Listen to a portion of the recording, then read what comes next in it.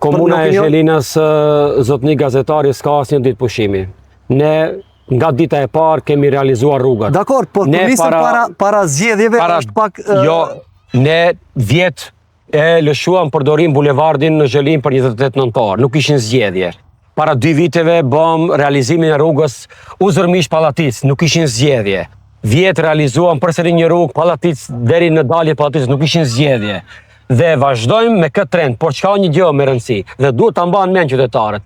Këta që s'kan punuar 22 vite, tani janë zgjuar dhe mendojnë se vetëm tani punojmë. Jo, ne ju themi merhaba. Komuna e Zhelinës, jo, më falni ta them qartë. Jo, më falni. Komuna e Zhelinës ju themi ne kështu, mirë se vini, ti shihni punët, ne kështu kemi qenë çdo herë. Po ju na shihni vetëm gjatë kësaj periudhe.